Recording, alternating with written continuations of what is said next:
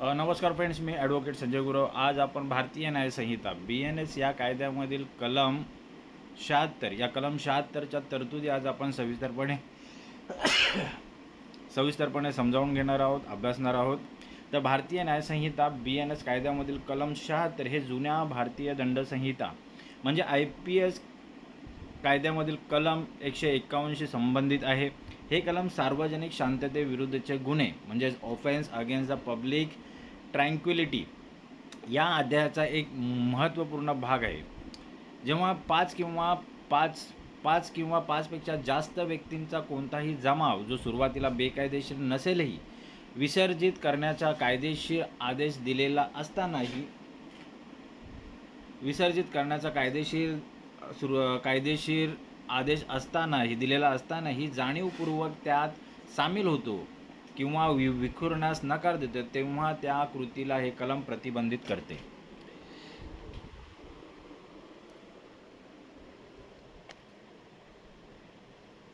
कलमाचे नाव आहे 5 किंवा अधिक व्यक्तींचा जमाव पांगवण्याचा विसर्जित करण्याचा आदेश दिल्यानंतरही त्यात जाणीवपूर्वक सामील होणे किंवा चालू राहणे. कलमाची व्याख्या कशी आहे?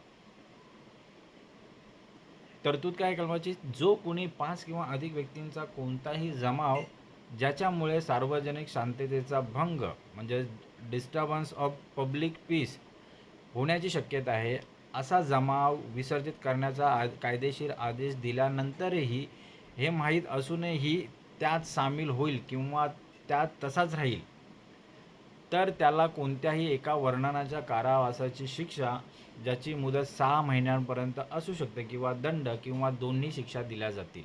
स्पष्टीकरण काय त्याचं? जर तो जमाव कलम 189च्या अर्थानुसार बेकायदेशीर जमाव अनलॉफुल असेंब्ली असेल तर गुन्हेगार कलम 72 अन्वये शिक्षेस पात्र असेल.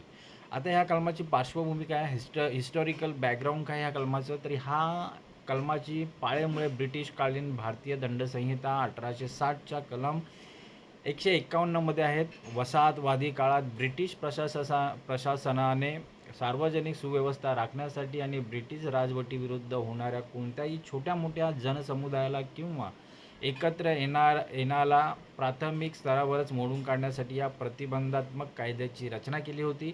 भारतीय न्यायसंहितेत म्हणजेच BNS या कायद्यामध्ये हे तत्त्व बदलत्या काळाच्या गरजेनुसार कलम 76 म्हणून स्वीकारण्यात आले आहे. कलमाचे उद्दिष्ट काय, ऑब्जेक्टिव्ह काय? तर शांततेचा भंग रोखणे, प्रिव्हेन्शन ऑफ राईट्स,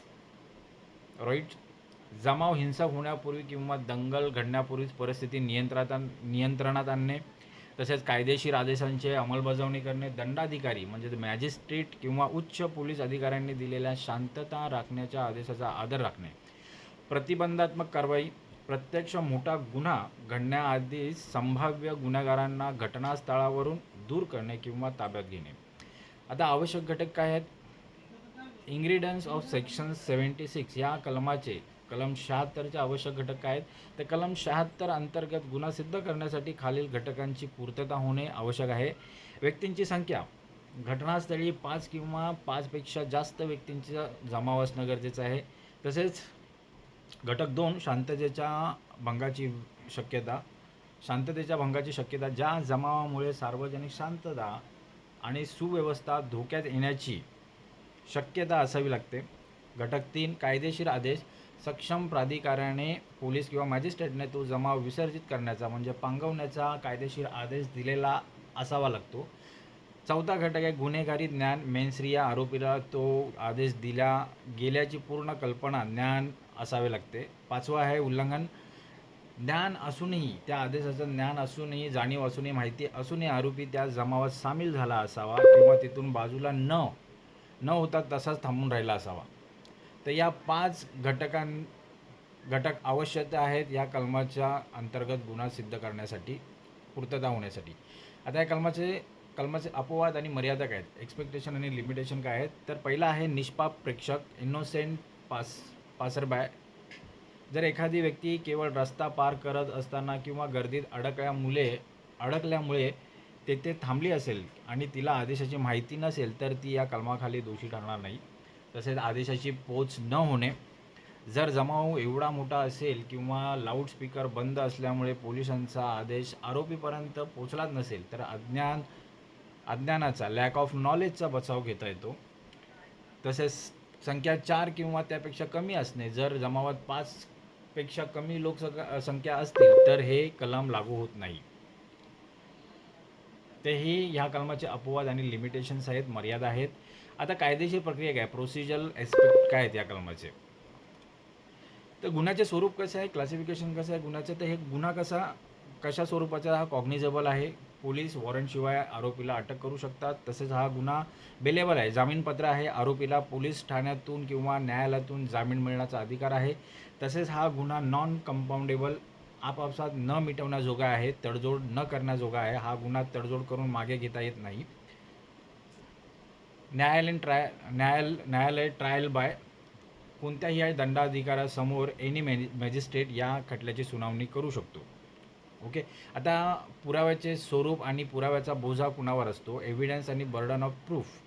अभियोग पक्षाची म्हणजे प्रोसिक्युशनची जबाबदारी काय, तर पुराव्याचा बोजा पूर्णपणे पोलिसांवर असतो. त्यांना सिद्ध करावे लागते की विखुरण्याचा आदेश योग्य पद्धतीने दिला गेला होता. उदाहरणार्थ लाऊडस्पीकर घोषणा, जाहीर नोटीस योग्य पद्धतीने केल्या होत्या. पुरावे काय, तर पोलिसांची साक्ष, रोजनाम्याची नोंद, जनरल डायरी एंट्री, घटनेचे व्हिडिओ रेकॉर्डिंग किंवा स्वतंत्र साक्षीदार, हे पुरावे आहेत. आता या संबंधित असलेले संविधानिक कलमे आणि इतर कायदे समजून घेऊया. भारतीय संविधानातील अनुच्छेद 19(1)(b) नागरिकांना शांततेने व शस्त्रांशिवाय एकत्र जमण्याचा हक्क आहे. मात्र अनुच्छेद 19(3) राज्य सरकारला सार्वजनिक सुव्यवस्थेसाठी पब्लिक ऑर्डर यावर वाजवी निर्बंध घालण्याची परवानगी देतो. कलम 76 हे अशाच निर्बंधाचे कायदेशीर स्वरूप आहे. भारतीय नागरिक सुरक्षा संहिता BNSS या कायद्यातील कलम 148, जुने CRPC 129 होते, आता ते BNSS अंतर्गत 148 कलम झाले. बेकायदेशीर किंवा सार्वजनिक शांततेला धोका पोहोचवणाऱ्या जमावाला पांगवण्यासाठी नागरी बळाचा वापर करण्याचा अधिकार मॅजिस्ट्रेट किंवा पोलिसांना देतो. पुढे आहे महत्त्वाचे न्यायालयीन निर्णय, ज्युडिशियल डिसिजन्स काय आहेत बघूया. पहिली केस आहे राम मनोहर लोहिया विरुद्ध बिहार राज्य. Doctor Ram Manohar Lohia versus state of Bihar. Facts काय होते, इश्यूज काय होते या खटल्याचे न्यायालयीन प्रकरणात येतात. शांततापूर्ण राजकीय आंदोलनादरम्यान जमावाला विखुरण्याचे आदेश देण्यात आले होते. सार्वजनिक सुव्यवस्था पब्लिक ऑर्डर आणि कायदा आणि सुव्यवस्था लॉ अँड ऑर्डर यातील फरक स्पष्ट करणे गरजेचे होते. तर रेशिओ डेसिडेंटी काय होते यात, तर न्यायालयाने स्पष्ट केले की प्रत्येक कायद्याच्या उल्लंघनाने सार्वजनिक शांतता धोका येत नाही. कलम 76चा वापर केवळ तेव्हाच केला पाहिजे जेव्हा सार्वजनिक शांततेला थेट आणि गंभीर धोका निर्माण होतो, असा निर्णय ह्या खटल्यामध्ये देण्यात आला. आता ह्या कलमासंबंधात असलेले लॅटिन मॅक्झिम कुत्रे ते पाहूया. सॉलिस पॉप्युलिस सुप्रिमा लेक्स या लॅटिन मॅक्झिमचा अर्थ असा आहे की लोकांची सुरक्षा आणि कल्याण हा सर्वोच्च कायदा आहे. तसंच दुसरा लॅटिन मॅक्झिम आहे इग्नोरन्शिया फॅक्टी एक्सुसॅट. तथ्याचे याचा अर्थ असा आहे की तथ्याचे अज्ञान क्षम्य आहे. जर आरोपीला जमाव विसर्जित करण्याचा आदेश दिला गेल्याचे माहीत नसेल तर तो निर्दोष ठरू शकतो. पुढे आहे न्यायालयीन व्याख्या, ज्युडिशियल इंटरप्रिटेशन काय आहेत, तर ज्युडिशियल इंटरप्रिटेशन असं आहे की ह्या कलमासंबंधित की न्यायालयाने स्पष्ट केले आहे की कलम 76 हे प्रामुख्याने प्रतिबंधात्मक प्रिव्हेंटेटिव्ह स्वरूपाचे आहे. जमावाने प्रत्यक्ष हिंसा केली नसली तरी केवळ आदेशांचे उल्लंघन करणे हा समाज व्यवस्थेला बाधा आणणारा कृत्य मानला जातो. आता व्यवहारातील उपयोग काय आहेत या कलमाचे, प्रॅक्टिकल ॲप्लिकेशन कसं करता येतं ह्या कलमाचं, तर पोलीस प्रशासन या कलमाचा वापर प्रामुख्याने मोर्चे, निदर्शने, संप किंवा जातीय व राजकीय तणावाच्या वेळी करतात. जेव्हा परिस्थिती नियंत्रणाबाहेर जाण्याची शक्यता असते तेव्हा जमावाला पांगवण्यासाठी आणि कायदेशीर बळाचा वापर करण्यापूर्वीची पूर्वतयारी म्हणून हे कलम वापरले जाते. आता ह्या कलमाअंतर्गत संभाव्य बचाव, पॉसिबल डिफेन्स फॉर ॲक्यूज, आरोपीला काय संभाव्य बचाव आहेत ते पाहूया. आरोपीचे वकील न्यायालयात खालील बचाव मांडू शकतात. जमावाची संख्या 5 पेक्षा कमी होती. दुसरा आहे विखुरण्याचा कायदेशीर आदेश योग्य प्रकारे किंवा ऐकू येईल अशा स्वरूपात घोषित केला नव्हता. आरोपी निष्पाप नागरिक बाय स्टँडर होता आणि त्याला जमावाच्या हेतूशी देणे घेणे नव्हते. हे या कलमाविरोधी बचाव करण्याचे काही पॉईंट्स आहेत, घटक आहेत, बचाव मांडू शकतात. आता शिक्षा आणि कायदेशीर उपाय काय आहेत, पनिशमेंट आणि रेमेडीज काय आहेत या कलमांतर्गत? तर कलमासाठी या रेमेडीज आणि शिक्षा काय आहेत? तर शिक्षा काय आहे? शिक्षा 6 महिन्यापर्यंत कारावास, साधा किंवा कडक किंवा दंड किंवा दोन्ही. म्हणजे शिक्षाही होऊ शकते, साधा कडक कारावास आणि आर्थिक दंडही, अशा दोन्ही शिक्षा होऊ शकतात. कायदेशीर उपाय काय? जामीनपात्र गुन्हा असल्याने आरोपी त्वरित जामिनासाठी बेल ॲप्लिकेशन अर्ज करू शकतो. खोटा गुन्हा असल्यास उच्च न्यायालयात कलम 482 BNS अंतर्गत FIR रद्द करण्यासाठी क्वॉशिंग फॉर FIR अर्ज करता येतो. आता पूर्वीच्या कायद्याची तुलना आणि अलीकडील बदल पाहून घेऊया. Comparison with IPC 151. IPCमधील कलम 151 विरुद्ध BNS 86. तत्त्व आणि शिक्षेमध्ये कोणता बदल करण्यात आलेला नाही. ह्याच्यामध्ये तत्त्व आणि शिक्षेमध्ये कोणताही बदल करण्यात आलेला नाही. दोन्ही कायद्यांमध्ये सेम आहे, दोन्ही कलमांमध्ये सेमच आहेत. केवळ जुन्या IPCचे कलम 151 आता नवीन कायद्यात कलम 76 म्हणून पुनर्रचित करण्यात आलेले आहे. स्पष्टीकरणात दिलेल्या कलमांचे संदर्भ नवीन संहितेनुसार बदललेले आहेत. समीक्षा आणि टीका काय या कलमासंबंधित? तर गैरवापराची शक्यता.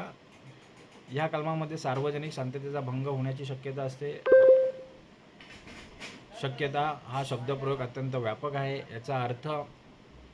याचा गैरवापर करून पोलीस अनेकदा शांततापूर्व लोकशाही आंदोलने किंवा नागरिकांच्या निषेध नोंदवण्याच्या हक्काला दडपवून टाकतात, अशी टीका केली जाते. आता वारंवार विचारले जाणारे प्रश्न कोणते ह्या कलमासंबंधित? प्रश्न पहिला आहे, कलम 76 आणि कलम 72 मध्ये काय फरक आहे? त्याचं उत्तर असं आहे की कलम 76 हे जमावासाठी आहे, जो सुरुवातीला बेकायदेशीर नसेलही पण शांततेचा भंग करू शकतो. तर कलम 72 हे सुरुवातीपासूनच निश्चित झालेल्या बेकायदेशीर जमावाचा अनलॉफुल असेंब्लीचा हिस्सा राहण्याशी संबंधित आहे. प्रश्न 2, हा गुन्हा जामीनपात्र आहे का?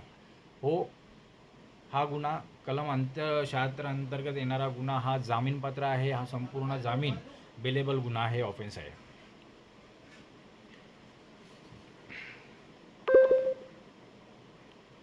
आता आराखडा कसा आहे ह्या कलमाचा? तर 5 किंवा अधिक व्यक्ती एकत्र जमणे, नंतर मग सार्वजनिक शांततेचा भंग होण्याची शक्यता असणे, सक्षम अधिकाऱ्याने जमाव विसर्जित करण्याचा आदेश देणे, आदेशाची माहिती असूनही व्यक्तीने तिथेच थांबून राहणे. निष्कर्ष काय? कलम 6 अंतर्गत 6 महिन्यांपर्यंतची शिक्षा लागू होऊ शकते.